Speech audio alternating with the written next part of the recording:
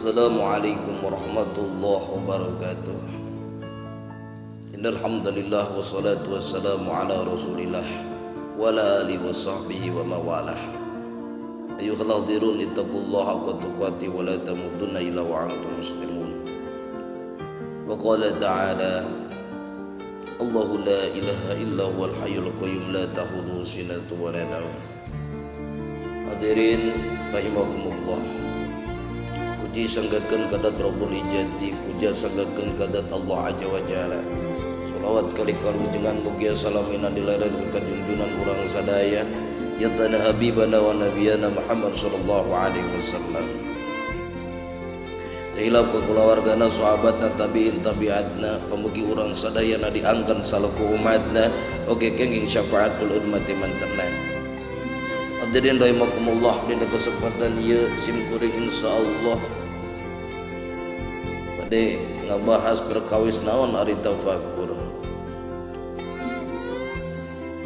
Hadirin rahimakumullah, ari ngaran tafakur nyaeta molahkeun hate jeung pikiran, ngahijikeun hate jeung pikiran supaya bisa ngahasilkeun kana muraqabah atarapi mujayadah ngadeukkeun diri ka Allah.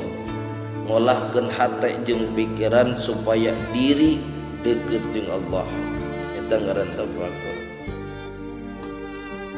Naon wae atuh nu kudu ditafakuran teh supaya diri deukeut jeung Allah. Hiji, urang tafakur kana maot atanapi kana pi maot teh. Sabab ari maot mah ngadodoho, teu bisa diisuk-isuk, teu bisa diengkengke, teu bisa didago-dago.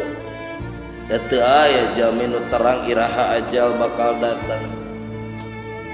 Bahkan Allah Subhanahu wa taala nyarios dina surah An-Nisa ayat 78 anu hartosna, di mana mae aranjeun araya maut pasti bakal datang sanajan anjeun nyumput dina lomari atanapi dina peti besi.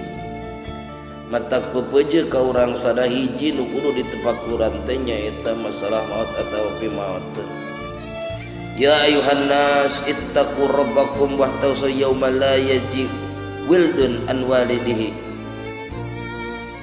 Golongan manusia kudu takwa aranjeun ka pangeran anjeun jeung kudu sieun aranjeun kana hiji poe anu moal bisa nyukupkeun atanapi moal nulungan anu jadi kolot barane. Wala mauludan huwa jajin an walidihi sayan inna wa'dallahi haqqan fala tugharrannakumul hayatud dunya wala yugharrannakum billahil gharur.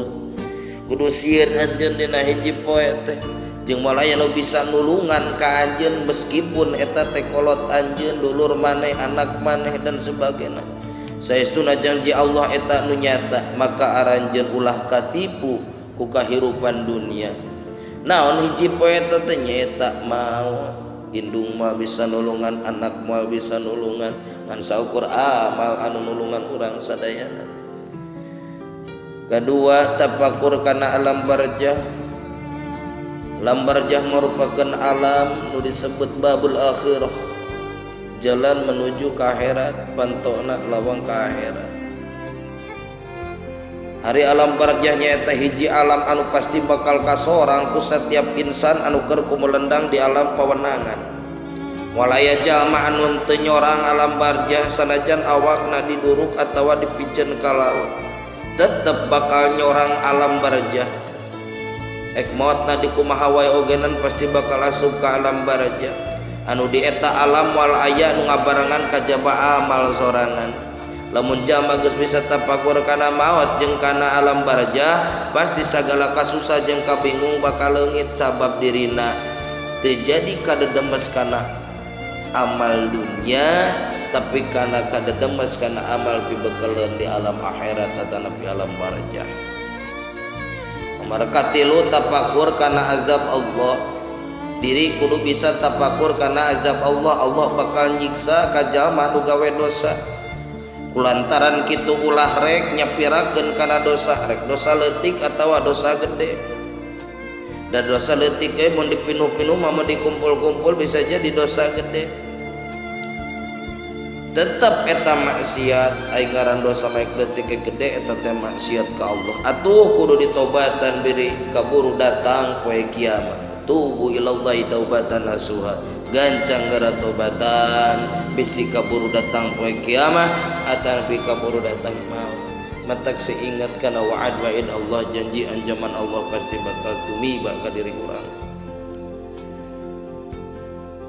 Nomor kaopatnya tetap pakur kana sama basar Allah. Allahu la ilaha illa wal hayyul qayyum la tahuduhu sinatun wa la naum atarfi wa huwa bikulli syai'in wa huwas samiul basir.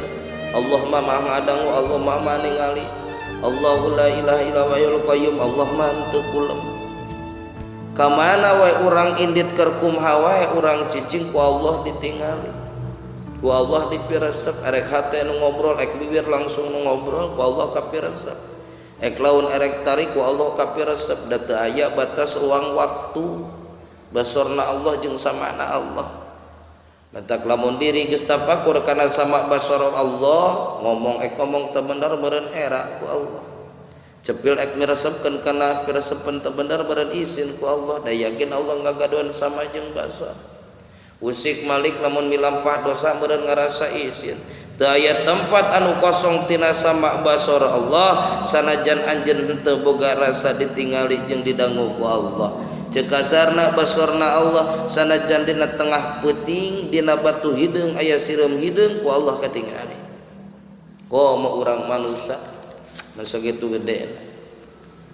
Berkalimat tafakur kana tanda-tanda kekawasan Allah. Inna fi khalqis samawati wal ardi wa ikhtilafil laili wan nahar la ayatin li ulil albab. Yakin ari dina nyieun langit jeung bumi jeung kunta gantina beurang jeung peuting eta ciri tina sapalihna tanda kekawasan Allah pikeun anu boga akal.